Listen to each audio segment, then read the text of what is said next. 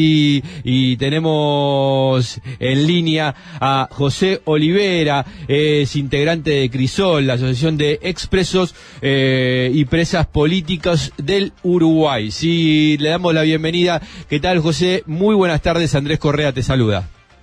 Muy buenas tardes, Andrés, un abrazo grande para ti, un saludo cariñoso y respetuoso para todos los escuchas de Fogón en Fogón.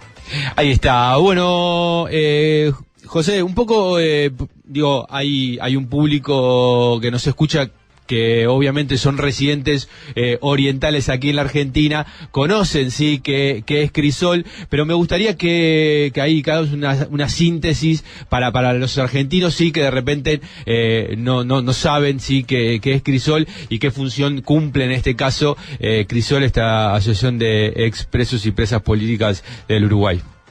Crisol es la única asociación de expresos y expresas políticas de la última dictadura. Tenemos 22 años de existencia, más de 1000 afiliados en forma continua, pese a que el promedio de nuestra edad son 73 años en la actualidad, y muchas pérdidas de compañeros, se mantiene siempre un promedio un poco superior a los 1000 asociados. Y en estos 22 años de existencia hemos tenido una actuación permanente, continua, en los temas principalmente verdad, memoria, justicia y reparación. Podemos decir que hemos tenido unos cuantos logros importantes al cabo de la trayectoria. Por ejemplo, fue una iniciativa de Crisol para crear el Museo de la Memoria en Montevideo en el año 2007, después 2 leyes reparatorias, la 18.033 y la 18.596, que si bien son insuficientes, fueron grandes pasos para reivindicar un poco lo que fue el luchador social en varios aspectos. Esas leyes fueron en el primer gobierno del doctor Tabaré Vázquez. Si bien en todos los gobiernos ha habido algunos pequeños avances que hemos conseguido la CES y los expresos políticos, salvo en el gobierno en el único gobierno de la calle Padre, y en este gobierno estamos trabajando para que cambien un poco la pisada del gobierno de la calle Padre y que se pongan un poco a tono con lo que marcan los padrones internacionales en cuanto a reconocimiento de las víctimas y su resarcimiento moral y económico, ¿verdad? Ahí está. Y ustedes participan de alguna manera, visibilizan y acompañan el tema de los juicios que se hicieron en Uruguay. Sí, uno de los logros también de Crisol fue la creación de la Fiscalía Especializada en Delitos de Lesa Humanidad, que fue una propuesta nuestra.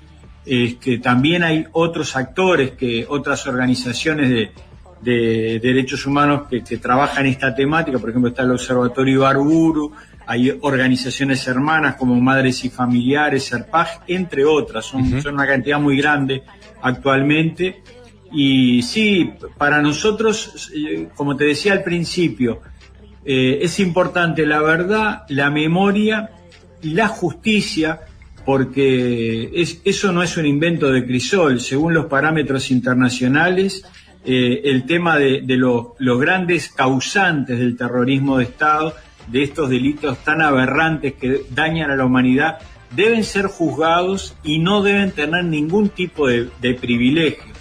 En este tema en Uruguay, la justicia y en general el poder político ha sido bastante lento y omiso, y ha sido llamado a la atención por varios relatores de ONU que han visitado nuestro país, por la Institución Nacional de Derechos Humanos, y actualmente el día 14 estuvo de visita el grupo de trabajo por las desapariciones forzadas e involuntarias, integradas por varios funcionarios de ONU que se reunieron con presidencia, ministros, Secretaría de Derechos Humanos, Institución Nacional de Derechos Humanos, se reunió con Crisol y con otras organizaciones de la sociedad civil, hizo un veredicto contundente, ¿verdad?, de que acá falta justicia, falta que la reparación sea más completa, o sea, recuerdan un poco la sentencia Hellman y recientemente la sentencia Majdanek y otros que fueron llevadas a la Corte Interamericana de Derechos Humanos, también con sentencias contundentes. Y entonces, sí, nosotros acompañamos toda esa movida. Incluso ahora hay una reelección de autoridades de la Institución Nacional de Derechos Humanos, sí, que fue creada en una ley de 2008, en diciembre de 2008, pero que empezó a ejercer activamente en el 2012. Cada 5 años se renuevan las actividades. Y esta vez hubo, junto a un mensaje distorsionante que se quiera dar de lo que fue el terrorismo de Estado y la actuación ilegítima del Estado, se alzaron varias voces del partido militar e incluso de algunos integrantes del gobierno muy lastimosas atacando a la institución, cuando justamente el trabajo de la institución nacional de derechos humanos es monitorear, chequear, marcar donde hay carencia del sistema político cualquiera de sus funcionarios y de sus órganos en cuanto a la falta de respeto a cabalidad de los derechos humanos. Y este organismo internacional reivindicó el trabajo muy bueno de la institución de derechos humanos y vio con extrema preocupación estas críticas alocadas que se vienen haciendo, molestos porque se critica lo que hay que criticar, ¿no? Incluso hay un estudio de que la Institución Nacional de Derechos Humanos, cuanto más observaciones hizo, fue en el gobierno anterior, no en con pandemia hubo una actuación más complicada porque había menos movilidad, menos gente en la calle, ¿no? Y el papel de la Institución Nacional de Derechos Humanos principalmente es benefactor de toda la sociedad, da más calidad y profundidad democrática a la convivencia entre todos, pero principalmente para los sectores más desprotegidos, los más desamparados que no tienen voces que lo puedan defender. Ahí está, clarísimo. Estamos charlando con José Olivera, es integrante de Crisol, la Asociación de Expresos y Presas Políticos del Uruguay. José, te pregunto sobre esto de ¿por qué es importante, sí, esto de memoria, verdad y justicia? Pensando esto un poco que vos marcabas, ¿no? La edad, sí, de los integrantes hoy de Crisol, de los que están visibilizando este hecho, y hacia las nuevas generaciones. Bueno, el profesor Gerardo Caetano, que recibió un premio internacional hace poco, es un historiador prestigioso acá de Uruguay, que ha analizado mucho la temática esta. Una vez dijo algo que nosotros, Crisol lo siente de la misma manera, ¿verdad? Que todos estos temas son muy importantes para las personas que sufrimos el periodo de la actuación ilegítima del Estado y del terrorismo de Estado. Pero las personas que lo sufrimos en realidad son decenas de miles, por no decir cientos de miles, porque hubo 20.000 presos en los cuarteles, procesados por la justicia militar 7.000, 197 desaparecidos, 20.000 asesinados políticos, 20.000 personas expulsadas de la educación, y una categorización de los habitantes en A, B, C según la adhesión al régimen. Entonces fue una gran tragedia nacional. Se perdió el 50% del salario y las jubilaciones y hubo el sector militar que se vio beneficiado por una ley orgánica que se votaron ellos mismos en plena dictadura. Entonces esa tragedia la sufrió toda esa generación, para ser más justos, ¿no? No fue un grupo pequeño como algunos quieren hacer aparecer. Fueron grandes masas de trabajadores, pequeños comerciantes, profesionales, todo el que más o menos se oponía al régimen dictatorial la pagó de una u otra manera. Pero ¿qué pasa? Si nosotros no hacemos justicia, no profundizamos en realmente qué fue lo que pasó, qué es lo que le estamos dejando a la juventud de hoy. Una ignorancia sobre algo que ellos no pueden trabajar si no lo conociesen y pueden generar el futuro que ellos quieren vivir. No es porque sí que hoy la marcha del silencio que en Uruguay se hace desde el año 96 y que al principio no eran tan numerosas y que eran con generaciones mayores, hoy la gran mayoría que participa, una de las marchas gigantescas que se hace en Uruguay, incluso antes de la pandemia en el 2019 con una lluvia torrencial, fue multitudinaria. Este año son varias cuadras la marcha, son unas 14 cuadras, algunos no pudieron marchar porque la marcha ya había llegado y se ocupó toda la avenida, la más importante de Montevideo, ancha, se ocupó totalmente con una gran participación de la juventud. Y por otro lado se están creando asociaciones de memoria por todo el país y donde los jóvenes juegan un papel muy importante. Entonces creo que acá hay una enseñanza, que el tema no es del pasado, es un tema que pasó en Uruguay, que hay que conocerlo porque hay que trabajar para que esto no se vuelva a repetir. Ahora hay unos intentos de tener benevolencia con estos criminales y mandarlos para prisión domiciliaria, ¿no? Claro, acá hay un proyecto de ley, ¿no? Sí, es un proyecto de ley que nosotros como Crisol nos reunimos 2 veces con Cancillería, nos hemos reunido con otros ministerios también, planteándole el tema que en Cancillería nos trataron muy bien y tenían bastante concordancia con el planteo nuestro y ellos alertaron al gobierno que si se votaba el proyecto de cabildo abierto iba a ser un costo político muy alto para Uruguay porque está fuera de todos los parámetros. Este grupo de trabajo que visitó Uruguay también lo marcó.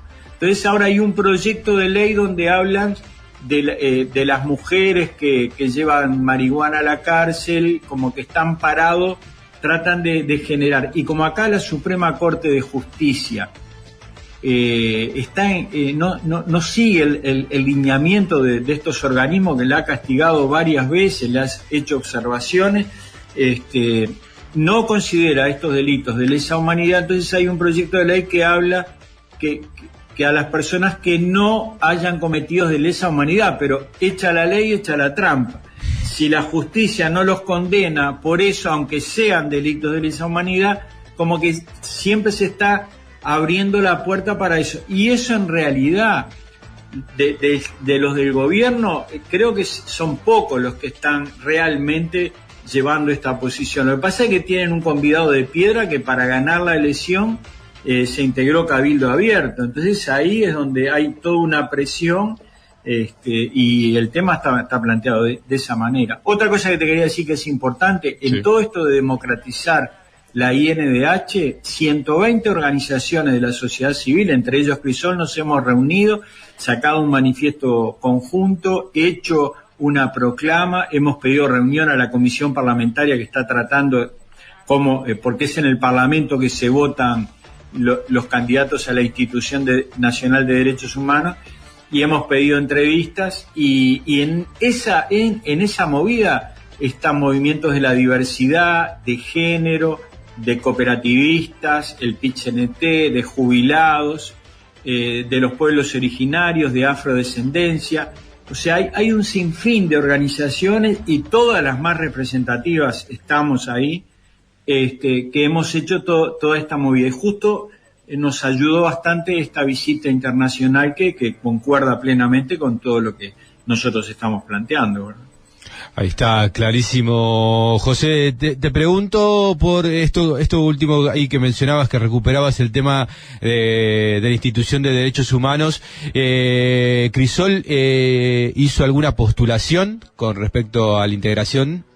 Mirá, sí, Crisol hizo 3 postulaciones, que es el doctor Wilder Tyler, la jueza la ex jueza Mariana Mota, y el que es presidente actualmente del Instituto de Derechos Humanos de la Facultad de Derecho, Dawiz Uriarte. Pero como hay otras organizaciones hermanas, la postura de acompañar a Wilder Tyler y Mariana Mota, que actualmente son directores, es acompañada por muchas organizaciones, sobre todo el tema memoria reciente, porque son los encargados de la búsqueda de detenidos desaparecidos. Pero como hay muchas organizaciones hermanas que han hecho otras postulaciones, nosotros estamos manejando una propuesta para esta semana de hacer un encuentro en el Parlamento donde todas las personas propuestas por organizaciones de la sociedad civil expongan y sean conocidas, y esta actividad se haga en el Parlamento para proyectar un poco. Entonces no es tanto disputar por este o cual, sino que todos los candidatos que impulsan todas estas organizaciones que yo te decía, que en realidad son más de 120, o sea que han propuesto distintas alternativas, que todos puedan en forma, ¿viste? Porque estamos trabajando si bien cada uno tiene su particularidad, estamos tratando de unir todo lo que pueda ser unible, ¿verdad? Exacto. No solo pensando en esta elección, sino en el más allá también, en el día de mañana. Está perfecto, José. Te pregunto por, hemos sabido que ha habido algunos, por ejemplo, comités de base que fueron agredidos, algunas pintadas, amenazas. En los últimos tiempos, algunas cosas violentas, sí, que parecía que en Uruguay no, de violencia, digamos, política, incluso verbal, y también podríamos llevarlo al tema de uso de redes sociales. ¿Entendés que se percibe que hay un clima de enrarecimiento, por lo tanto de una suerte de, no sé si violencia, pero sí agresión política hoy en Uruguay? Hace poco murió de una muerte dudosa un militante de los derechos humanos que estuvo en conventuales, que fue al salir de la dictadura, que se le dio mucho apoyo a las expresas y expresos. Es algo que no se sabe, no hay una resolución clara, pero sí hay sobre todo una gran vandalización hacia todos los temas que tienen que ver con memoria. Sí, eso hay, y algunas son premeditadas, ¿no? Hay un oficial del ejército que fue filmado hace unos años pintando que la justicia lo obligó a reparar el daño que había hecho y a hacer tareas comunitarias. Ahí está. Nosotros apostamos a una sociedad democrática, que tratar de profundizar la democracia y en paz. Esa es la propuesta nuestra. Pero sí, algunos se molestan porque avance la justicia o avance la democracia. Claro, no, un poco pensaba en eso. Tuvimos la oportunidad esta semana de hablar con la fiscal auxiliar de la mega causa de Campo de Mayo, aquí en la Argentina, Gabriela Sosti, y un poco mencionábamos, ella hacía referencia a que era importante destacar que muchos de estos hechos, digamos, la desaparición forzada, la tortura,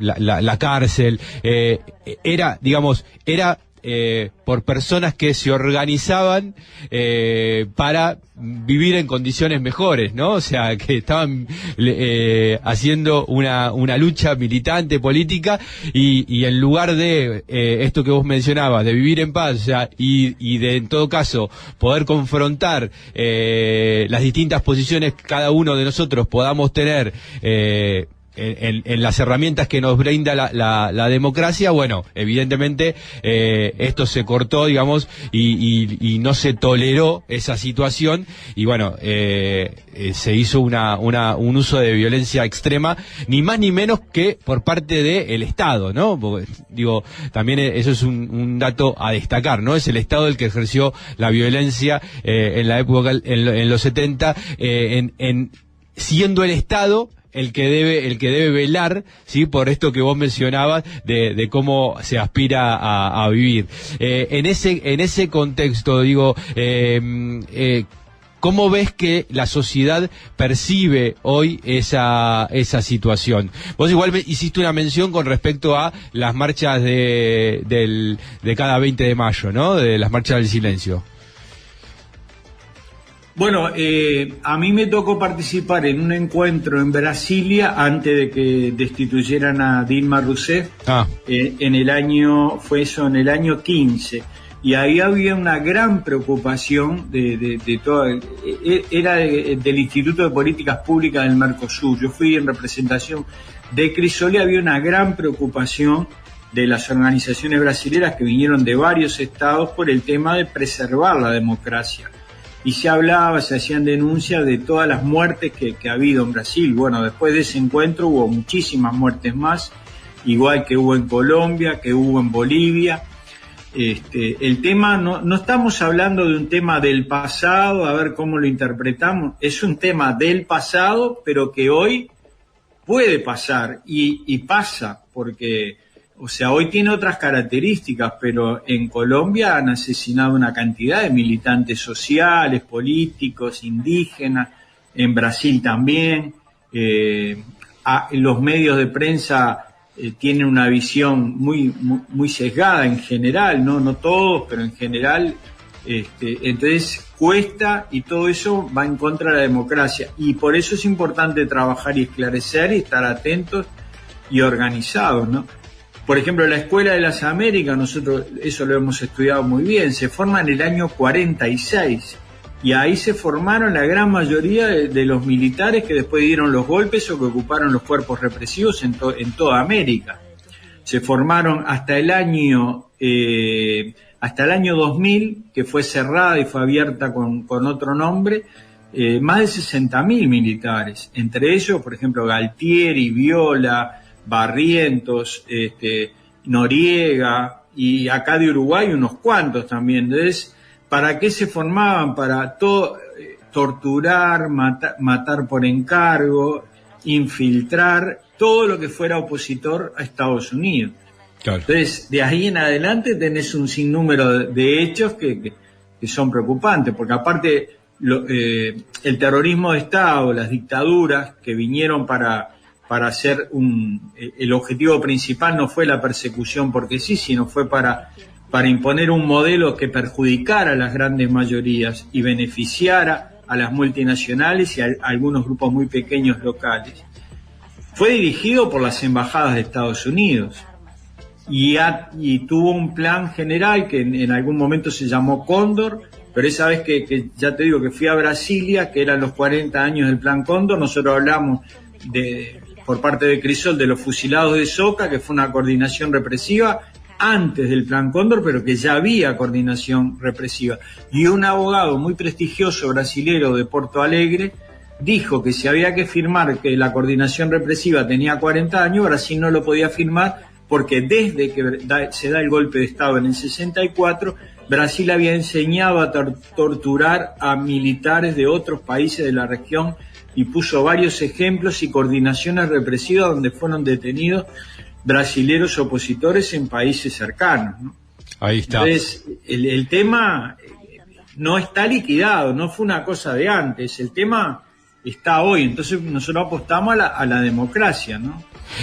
Nos queda poco tiempo, José, y quería, porque no sé, sabemos que están por bueno, que ya lanzaron, me parece, un programa radial en Radio Frecuencia 808. Sí, la audición que hace Crisol se llama Haciendo Memoria. Hace años que se hace en CX30 y que es retransmitida desde hace unos pocos años por La Zurda. Ahora conseguimos con el amigo Henry Durán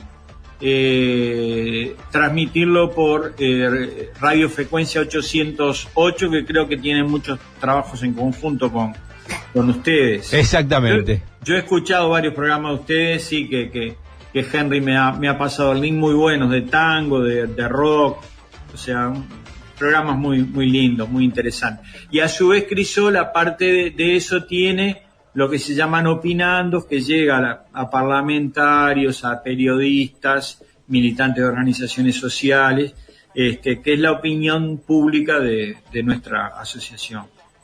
Ahí está, entonces una forma de, bueno, les ofrecemos una forma de seguir vinculándolos para aquellos que interesados, ahí en Radio Frecuencia 808 pueden seguir y tiene página web, ¿verdad, el Crisol? Sí, tenemos tenemos un blog y a su vez las transmisiones radiales se hacen por YouTube también. Ahí está, perfecto, entonces, José, el saludo enorme y las gracias por este espacio y por dedicarnos este tiempo un domingo, ¿sí? Las gracias son nuestras y adelante que hacen muy buenos programas. Ahí está, pasaba José Oliveras, integrante de Crisol, la Asociación de Expresos y Presas Políticas del Uruguay. Ahora nos vamos a la tanda y después continuamos con más de Fogón en Fogón con el equipo de Economía Política.uy. Esperamos a Gabriela Cultelli y Héctor Tajam.